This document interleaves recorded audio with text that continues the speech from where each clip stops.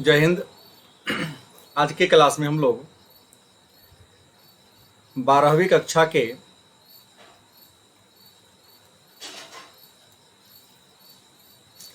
भूगोल विषय के इकाई 6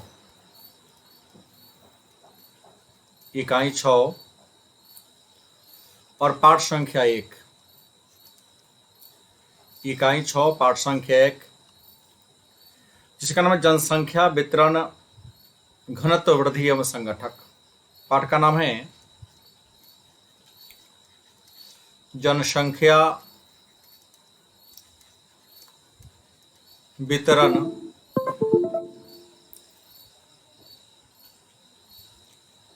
जनसंख्या वितरण घनत्व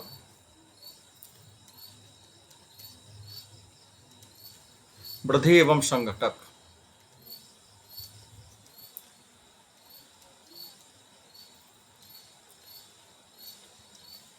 ये टॉपिक है, इसी के संदर्भ में हम लोग चर्चा करेंगे। तो सबसे पहला बातें जान ले कि इससे पहले भी हम लोगों ने भूगोल विषय में जनसंख्या के बारे में चर्चा किया था, लेकिन इससे पहले जो हम लोगों ने जनसंख्या के बारे में चर्चा किया वह विश्व के संदर्भ में था।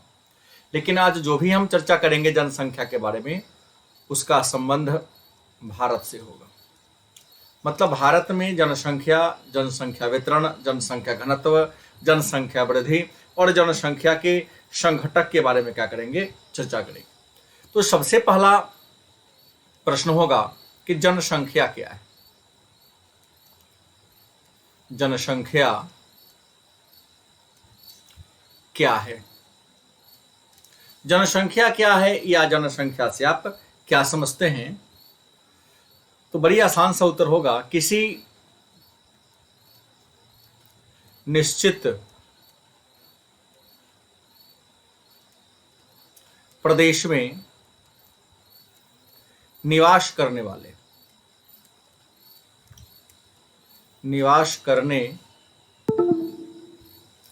किसी निश्चित प्रदेश में निवास करने वाले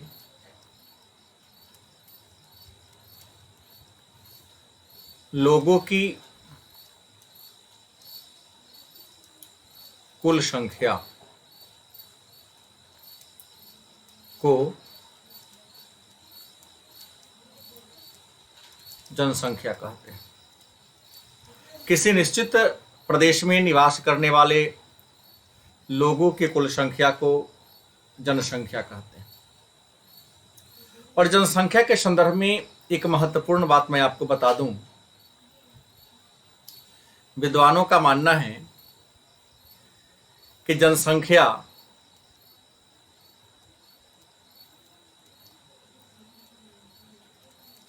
किसी देश का सबसे महत्वपूर्ण संसाधन होता है। किसी देश का सबसे महत्वपूर्ण संसाधन होता है। किसी देश का जो सबसे महत्वपूर्ण संसाधन होता है, उस महत्वपूर्ण संसाधन का नाम क्या है? जनसंख्या। मतलब जनसंख्या किसी भी देश का सबसे ज्यादा महत्वपूर्ण संसाधन होता है, या जनसंख्या को किसी देश का सबसे महत्वपूर्ण संसाधन माना गया है। अब सवाल है कि जनसंख्या को किसी देश का सबसे महत्वपूर्ण संसाधन माना गया है, तो एक और बात जान ले कि जनसंख्या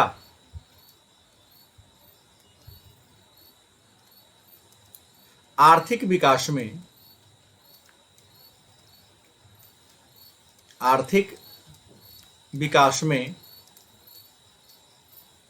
सहायक तथा बाधक दोनों है। जनसंख्या जो है किसी देश के आर्थिक विकास में क्या है? सहायक भी है, और जनसंख्या किसी देश के आर्थिक विकास में बाधक भी है। तो मन में प्रश्न होगा कि जनसंख्या आर्थिक विकास में सहायक कैसे है?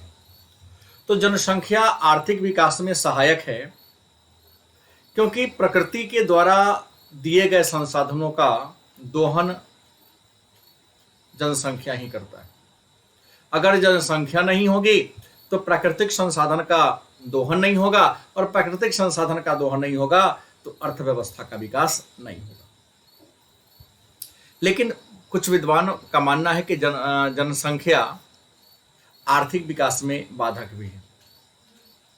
तो बाधक कैसे है? तो एक बात जान ले कि किसी देश में जितना प्राकृतिक संसाधन है, किसी देश में जितना भी प्राकृतिक संसाधन है, यदि जनसंख्या प्राकृतिक संसाधन के अनुकूल है तो आर्थिक विकास में क्या होगा? सहायक होगा। मतलब यहां एक बात हुआ कि जनसंख्या इक्वल टू संसाधन, जनसंख्या और संसाधन आपस में क्या हो? बराबर हो, तो आर्थिक विकास में क्या होगा? वह सहायक होगा। लेकिन अगर मान ले कि जनसंख्या ज्यादा है, जनसंख्या क्या हो? ज्यादा हो, और आपके पास संसाधन क्या हो? कम हो। जनसंख्या ज्यादा हो, संसाधन कम हो, तो एक बात होगी कि आर्थिक विकास में क्या होगा? वह बाधक माना जाएगा। तो इसलिए विद्वान कहते हैं कि जनसंख्या किसी देश के विकास में सहायक भी है और किसी देश के विकास में क्या है? बाधक भी। तो एक बात हो गई कि किसी निश्चित प्रदेश में निवास करने वाले लोगों की संख्या को जनसंख्या कहते हैं। हम चर्चा करते हैं भारत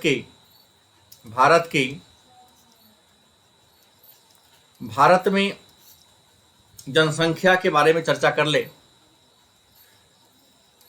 तो जनसंख्या का परिभाषा हमने क्या दिया? किसी निश्चित प्रदेश में, किसी निश्चित क्षेत्र में रहने वाले लोगों की कुल संख्या को जनसंख्या कहते हैं। तो एक और प्रश्न आपके मन में यहां पर लगे आ जाएगा कि जनगणना क्या है? जनगणना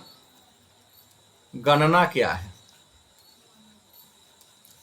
जनगणना क्या है, या जनगणना से आप क्या समझते हैं? तो बड़ी आसान सा उत्तर होगा कि लोगों को गिनती करना, लोगों को गणना कहे या गिनती करना कहे, लोगों को गणना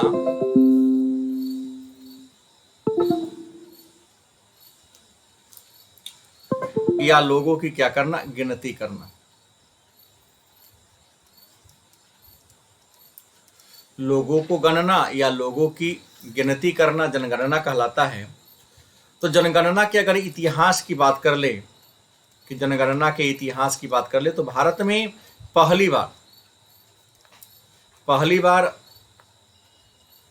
जनगणना 1872 में हुई थी। इस समय अंग्रेजों के जो गवर्नर थे वह लॉर्ड मेयो थे। उसके बाद नियमित की बात करें, नियमित या 10 वर्षीय की बात कर ले, कि नियमित या 10 वर्षीय या वैज्ञानिक तरीके से जनगणना की बात कर ले कि भारत में नियमित जनगणना, 10 वर्षीय जनगणना या वैज्ञानिक तरीके से जनगणना कब हुई? तो 1881 में। इस समय गवर्नर कौन थे? रिपन थे। जनगणना की बात करते हैं तो जनगणना 10 वर्ष पर होता है। जनगणना कितने वर्ष पर होता है? तो मैं आपको बता दूं, जनगणना 10 वर्षों पर होता है। तो भारत में अगर पहली बार पूछा जाए तो आप लेंगे 1872 में, लेकिन नियमित जनगणना 1881 में है। 1881, उसके बाद 1891, उसके बाद 1901, 1911, 1921, 1931, 1941, उसके बाद 1951, 1961, 1971, 1981, 1991, 2001, 2011, 2021। तो जनगणना की बात कर ले तो भारत में जनगणना कितने बार हुई है? तो 1972 में तो पहली बार हुई थी, लेकिन यह क्या थी? अधूरा थी। 72 की जनगणना क्या थी? अधूरा थी। पूर्ण जनगणना नहीं थी। पूर्ण जनगणना पहली बार 1881 में हुई थी और जनगणना 10 वर्षों पर होता है, तो 1881, 91, 1901, 1911, 1921, 1931, 41, मतलब 41 तक जनगणना कितनी बार हो चुकी है तब? 81, 91, 1901, 1911, 1921, 1931, 1941, मतलब कुल मिलाकर 7 बार आज़ादी के पहले। क्योंकि अगर भारत की पहली जनगणना 1881 में हुई थी नियमित, तो परतंत्र भारत के गुलाम भारत में अंतिम बार जनगणना 1941 में हुई, क्योंकि 47 में देश आजाद हो गया। 47 के बाद 1951 में जनगणना होती है। कब होती है? 1951 में। तो स्वतंत्र भारत की पहली जनगणना 1951 में और औपनिवेशिक भारत की पहली जनगणना 1881 में, लेकिन औपनिवेशिक भारत की अंतिम बार जनगणना 1941 में हुई थी और स्वतंत्र भारत की पहली जनगणना 1951 में, उसके बाद 1961, 71, 81, 1991, 2001, 2011, 2021, मतलब यहाँ गिना जाए 1, 2, 3, 4, 5, 6, 7, 8, मतलब 2021 के जनगणना को आधार माना जाए तो आज़ादी के बाद अभी तक 8 बार जनगणना हो चुकी है। तो कुल मिलाकर अगर नियमित जनगणना की बात करें कि भारत में नियमित जनगणना कितनी बार हुई है, तो गुलाम भारत में 7 बार और आज़ादी के बाद 8 बार, कुल मिलाकर हो गया 15 बार। लेकिन यहाँ 1972 को हमने क्या कर दिया? छोड़ दिया। अब सवाल आता है जनसंख्या के आधार पर, तो सबसे अधिक आबादी वाला राज्य, अधिक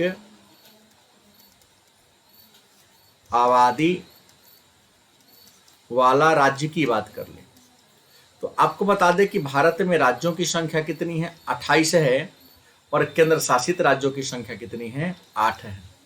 तो भारत में 28 राज्यों में सबसे ज्यादा आबादी किस राज्य की है? सर्वाधिक आबादी वाला राज्य, तो नंबर 1 में आ जाएगा उत्तर प्रदेश।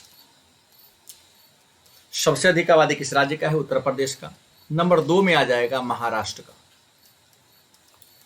दूसरा सबसे अधिक आबादी वाला राज्य कौन है? महाराष्ट्र।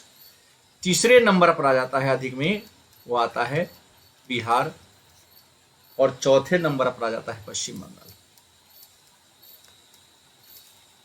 पश्चिम बंगाल मतलब सबसे अधिक आबादी वाला राज्य उत्तर प्रदेश, उसके बाद महाराष्ट्र, उसके बाद बिहार, उसके बाद पश्चिम बंगाल। अगर हम कम आबादी की बात करें कि सबसे कम आबादी वाला राज्य कौन है, तो सबसे कम आबादी वाला राज्य हो जाएगा आपका सिक्किम। सबसे कम आबादी वाला राज्य सिक्किम होगा और सबसे अधिक उत्तर प्रदेश होगा। अगर हम संघ राज्य की बात कर लें, संघ राज्य इसकी संख्या 8 है, तो संघ राज्य में सबसे अधिक आबादी किस राज्य की है? तो संघ राज्य में सबसे अधिक आबादी दिल्ली की है। दिल्ली को हम नई दिल्ली भी कहते हैं। तो संघ राज्य में सबसे अधिक आबादी अगर किसी राज्य की है तो वह दिल्ली के है। दिल्ली के बाद दूसरी अधिक आबादी है जम्मू कश्मीर की। जम्मू कश्मीर दूसरा केंद्र शासित राज्य है जहां आबादी क्या है? ज्यादा है। उसके बाद अगर कम की बात कर ले कि किस केंद्र शासित राज्य में सबसे कम आबादी है, तो कम आबादी में आ जाएगा आपका लक्षद्वीप। तो यहां भारत के राज्य और केंद्र शासित राज्य के बारे में, जनगणना के बारे में हमने जान लिया कि सबसे अधिक जनसंख्या वाला राज्य उत्तर प्रदेश, सबसे कम सिक्किम, सबसे अधिक केंद्र शासित राज्य तो नई दिल्ली, उसके बाद जम्मू कश्मीर, और सबसे कम क्या हो जाएगा? लक्षद्वीप आ जाएगा। ये हो गए। तो अब एक प्रश्न आता है, जनसंख्या घनत्व क्या है? जनसंख्या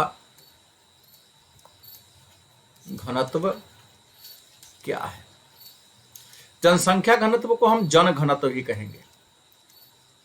जन घनत्व भी हम कहते हैं कि जनसंख्या घनत्व क्या है, तो बड़ी आसान सा उत्तर होगा, प्रति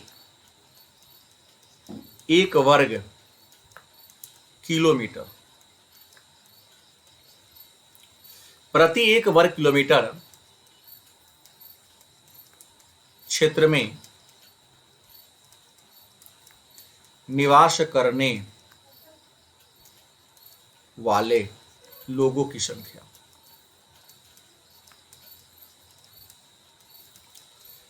प्रति 1 वर्ग किलोमीटर क्षेत्र में निवास करने वाले लोगों की संख्या, मतलब 1 वर्ग किलोमीटर का मतलब हो गया 1 km लंबा एंड 1 किलोमीटर चौड़ा।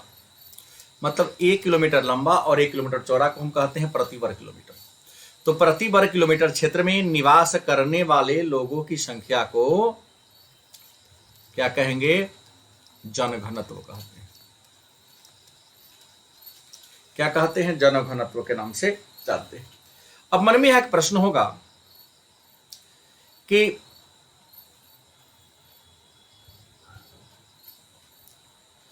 सर्वाधिक जनघनत्व वाला राज्य, सर्वाधिक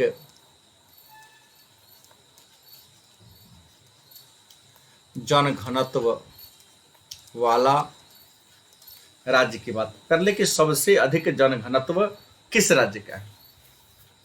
तो सबसे अधिक जनघनत्व की बात कर ले तो नंबर 1 में आ जाएगा बिहार का। सबसे अधिक जनघनत्व किस राज्य का है? वह बिहार का है। और बिहार के बाद अगर हम बात करें कि बिहार के बाद सबसे अधिक जनघनत्व किस राज्य का है, तो बिहार के बाद नंबर दूसरे स्थान पर आ जाता है पश्चिम बंगाल। पश्चिम बंगाल जनसंख्या घनत्व के आधार पर दूसरा बड़ा राज्य है। तीसरे स्थान पर आ जाता है किसका? केरल का। केरल तीसरा सबसे अधिक जनघनत्व वाला क्या है? राज्य है। और चौथे नंबर की अगर बात कर ले तो आ जाता है उत्तर प्रदेश। उत्तर प्रदेश मतलब जनघनत्व के आधार पर सबसे बड़ा राज्य बिहार, उसके बाद पश्चिम बंगाल, उसके बाद केरल, उसके बाद उत्तर प्रदेश। अब कम की बात कर ले कि कम जनघनत्व वाला राज्य कौन है? सबसे कम जनघनत्व किस राज्य का है? तो सबसे कम में नंबर 1 में जाएगा अरुणाचल प्रदेश। अरुणाचल प्रदेश सबसे कम जनसंख्या घनत्व वाला राज्य है। और अरुणाचल प्रदेश से थोड़ा ज्यादा है किसका? मिजोरम का। मिजोरम का आता है। और मिजोरम के बाद तीसरा स्थान पर आ जाता है सिक्किम। सिक्किम का आ जाता है। इसके बाद चौथे में आ जाता है नागालैंड का। तो हमने ये जान लिया कि सर्वाधिक जनसंख्या घनत्व क्या है, तो प्रति वर्ग किलोमीटर क्षेत्र में निवास करने वाले लोगों की संख्या को जनसंख्या घनत्व कहते हैं। और सबसे अधिक जनसंख्या घनत्व बिहार का है और केंद्र शासित राज्य में अरुणाचल प्रदेश का है। सॉरी, कम में अरुणाचल प्रदेश है। अब संघ राज्य की बात कर ले कि संघ राज्य में, संघ राज्य को हम केंद्र शासित राज्य भी कहते हैं। केंद्र शासित राज्य में अगर सबसे ज्यादा की बात करें, केंद्र शासित राज्य में सबसे ज्यादा जनसंख्या घनत्व किस राज्य का है, तो केंद्र शासित राज्य में सबसे अधिक जनसंख्या घनत्व नई दिल्ली का है।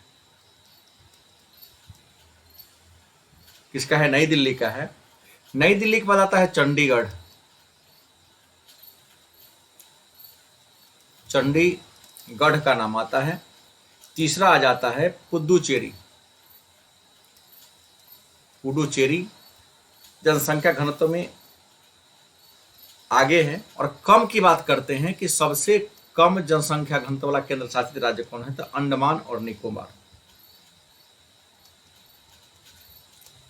अंडमान व निकोबार द्वीप समूह सबसे कम जनसंख्या घनत्व वाला क्या है? राज्य। अब अगला प्रश्न आता है कि जनसंख्या घनत्व के प्रकार की बात कर ले। एक प्रश्न है नया कि जनसंख्या घनत्व के प्रकार।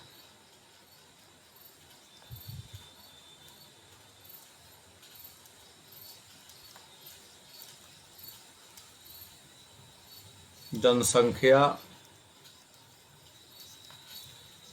घनत्व के प्रकार कितने हैं? तो जनसंख्या घनत्व के प्रकार की बात कर ले तो जनसंख्या घनत्व के 3 प्रकार हैं। पहला है अंक गणितीय घनत्व, अंक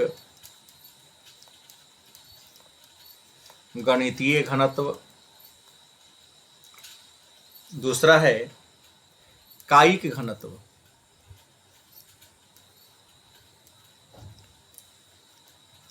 कायिक घनत्व। तीसरा है कृषि घनत्व, कृषि घनत्व। तो जनसंख्या घनत्व के कितने प्रकार हैं? तो 3 प्रकार हैं।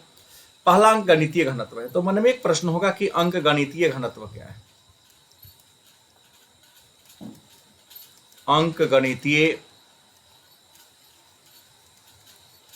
घनत्व क्या है? तो अंक गणितीय घनत्व का परिभाषा है देश की कुल जनसंख्या या क्षेत्र की कुल जनसंख्या बटा क्षेत्र का क्षेत्रफल। हम यूं कह सकते हैं कि देश की कुल जनसंख्या बटा देश का कुल क्षेत्रफल। मतलब देश की कुल जनसंख्या में देश के क्षेत्रफल से भाग देने पर जो भागफल प्राप्त होता है उसे ही हम अंक गणितीय घनत्व के नाम से जानते हैं। दूसरा है कायिक घनत्व का फॉर्मूला, कायिक घनत्व। आप इसको फॉर्मूला या परिभाषा के रूप में भी डाल सकते हैं कि देश की कुल जनसंख्या में देश की कुल जनसंख्या बटा कुल कृषि योग्य भूमि, कुल कृषि योग्य भूमि। मतलब देश की जनसंख्या में कुल कृषि योग्य भूमि से भाग देने पर जो भागफल प्राप्त होता है उसको हम कायिक घनत्व के नाम से जानते हैं। तीसरा है कृषि घनत्व।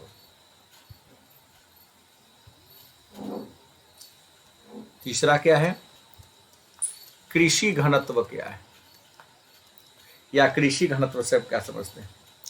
तो आप लिखेंगे कृषि में संलग्न, कृषि कार्य में लगा जनसंख्या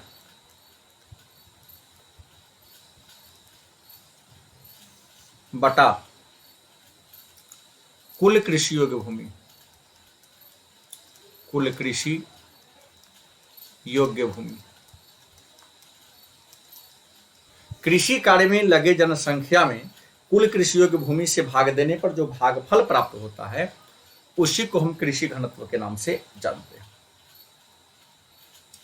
अब एक प्रश्न आता है कि जनसंख्या के घनत्व और वितरण को प्रभावित करने वाला कारक।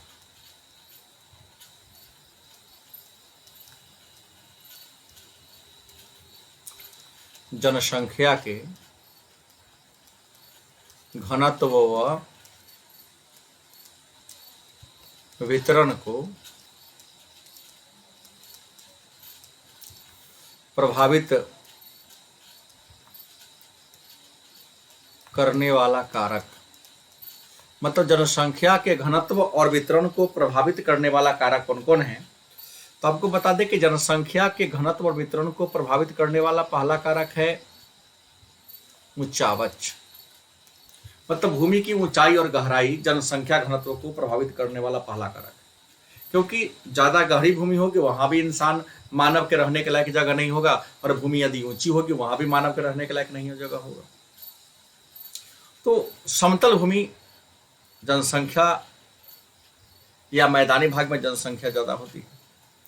दूसरा अगर पॉइंट की बात कर ले तो वह है जलवायु। जलवायु भी जनसंख्या घनत्व को प्रभावित करने वाला कारक है, क्योंकि जहाँ की जलवायु सम होगी वहां जनसंख्या का बसाव ज्यादा होगा, जहाँ की जलवायु भी सम होगी वहां का जनसंख्या कम होगा। तीसरा क्या है? तापमान। तापमान मतलब तापमान जनसंख्या को प्रभावित करने वाला तीसरा महत्वपूर्ण कारक है, क्योंकि मानव उन्हीं क्षेत्र में रहना पसंद करता है जहां का तापमान मानव के लिए अनुकूल होता है।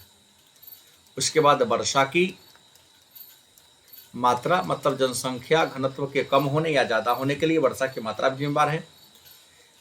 पांचवा है उपजाऊ मिट्टी,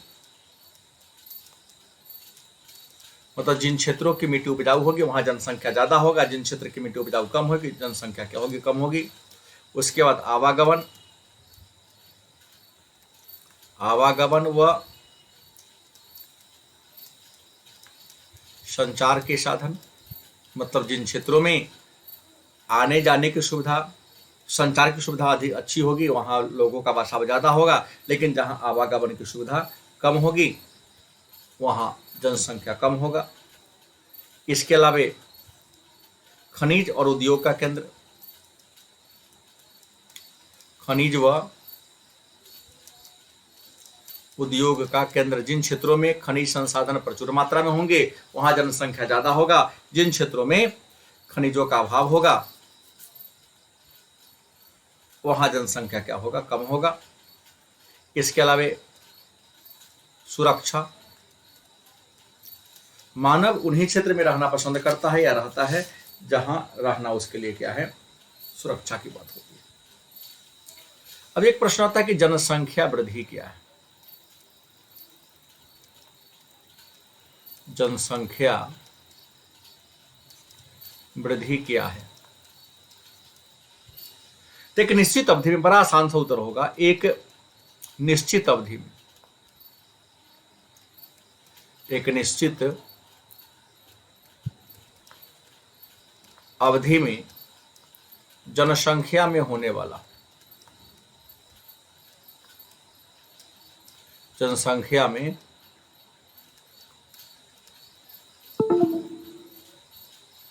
होने वाला परिवर्तन,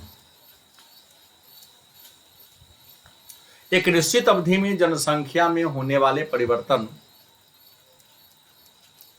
को क्या कहते हैं? जनसंख्या वृद्धि कहते हैं। एक निश्चित अवधि में जनसंख्या में होने वाले परिवर्तन को हम जनसंख्या वृद्धि के नाम से जानते हैं। अगर बात कर ले जनसंख्या वृद्धि की अवधि की बात कर ले, जनसंख्या वृद्धि की दर की बात कर ले कि भारत में जनसंख्या वृद्धि की दर क्या है, तो आपको बता दें, हम ले चलते 1901 से 1901। इस समय जनसंख्या वृद्धि की अगर बात कर ले तो वृद्धि का मूल्यांकन यहाँ पर बहुत कम था,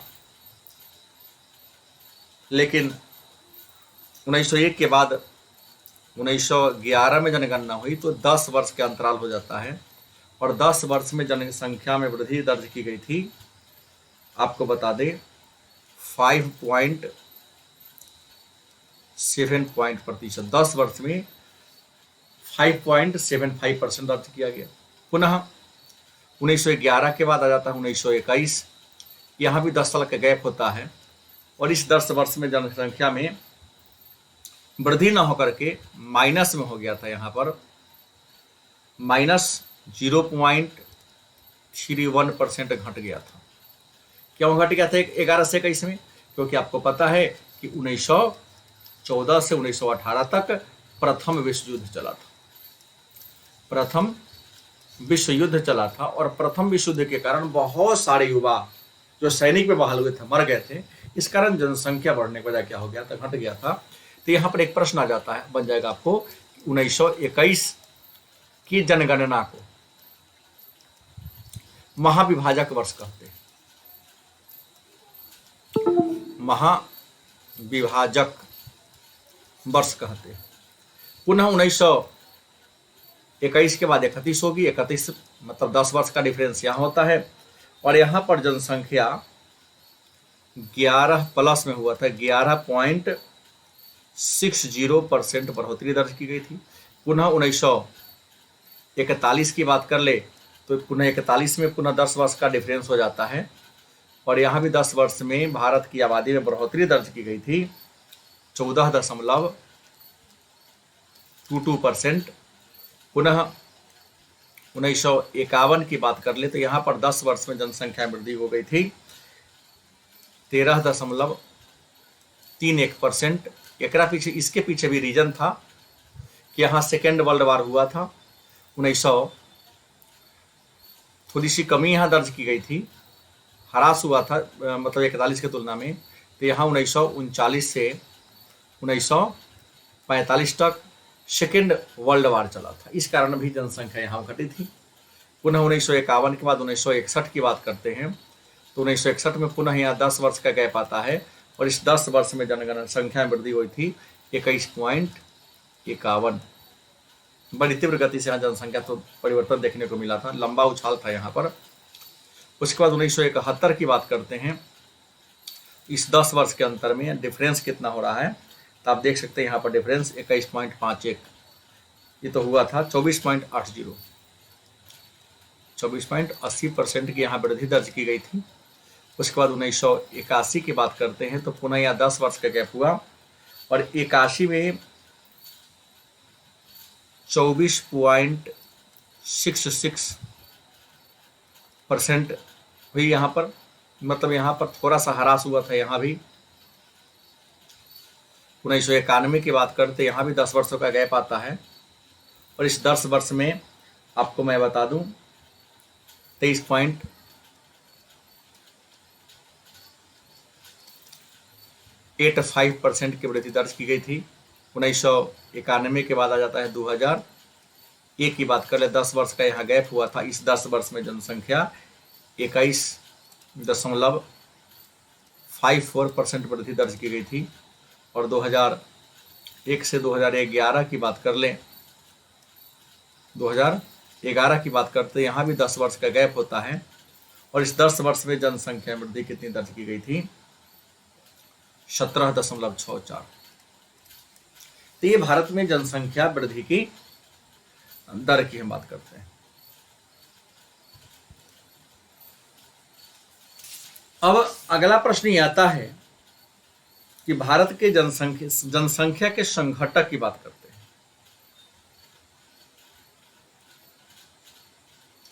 एक नया प्रश्न है, जनसंख्या के अगर संघटक की बात कर ले भारत के संदर्भ में, तो भारत के जनसंख्या के संघटक में 2 प्रकार की बात की हम चर्चा करेंगे। बाकी विश्व वाला में हम लोगों ने चर्चा कर लिया है। पहला नगरीय जनसंख्या, नगरीय जनसंख्या, और दूसरा ग्रामीण जनसंख्या। नगरीय जनसंख्या क्या है तो नगर में रहने वाले लोगों की संख्या को, नगर में रहने वाले लोगों की संख्या को नगरीय जनसंख्या कहेंगे और गांव में निवास करने वाले लोगों की संख्या को ग्रामीण जनसंख्या कहते हैं। भारत का नगरीकरण की बात कर ले कि भारत में औसत नगरीकरण कितना है तो 31.2% भारत की नगरीय जनसंख्या का प्रतिशत है। इसमें नगरीय जनसंख्या में नंबर 1 में गोवा है, लेकिन प्रतिशत में कौन होगा? महाराष्ट्र।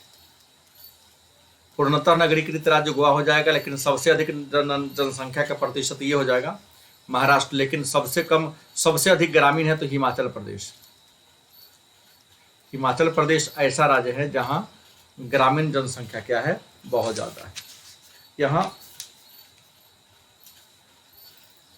उसके बाद भाषाई संघटक, जनसंख्या के संघटक में एक और आता है भाषा संघटक।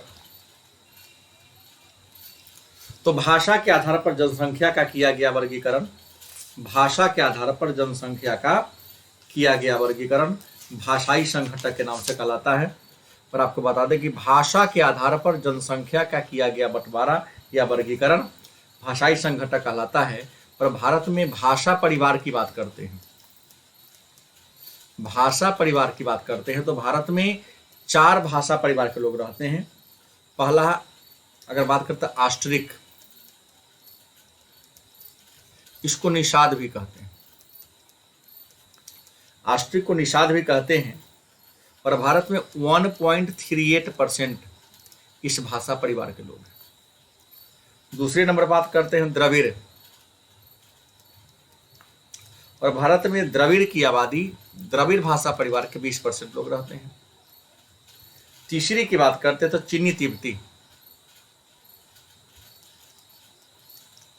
चीनी तिब्बती, इसको हम किरात भी कहते हैं, और इसकी आबादी 0.85% है। और चौथा है आर्य। कौन है? आर्य या भारोपीय, इसकी आबादी कितनी है? 73%। तो यह एक प्रश्न होगा कि भारत में सबसे अधिक इस भाषा परिवार के लोग हैं, तो आर्य सबसे कौन है, सबसे कम कौन है? तो सबसे कम आ जाएगा चीनी तिब्बती। बिहार की बात करते हैं तो बिहार ऑस्ट्रिक परिवार के भी लोग यहां रहते हैं। बिहार में ऑस्ट्रिक परिवार के अलावे द्रविड़ परिवार के लोग भी बिहार में रहते हैं, आर्य परिवार के लोग भी बिहार में रहते हैं, और चीनी तिब्बती प्रकार के बिहार में नहीं रहते हैं। चीनी तिब्बती परिवार के भाषा बोलने वालों की संख्या बिहार में न के बराबर है या नहीं है। तो ये जनसंख्या और जनसंख्या से जुड़ा हुआ कुछ महत्वपूर्ण बातें हैं। तो आज के क्लास में इतना ही। इसके आगे के टॉपिक पर चर्चा कल के क्लास में होगी। धन्यवाद।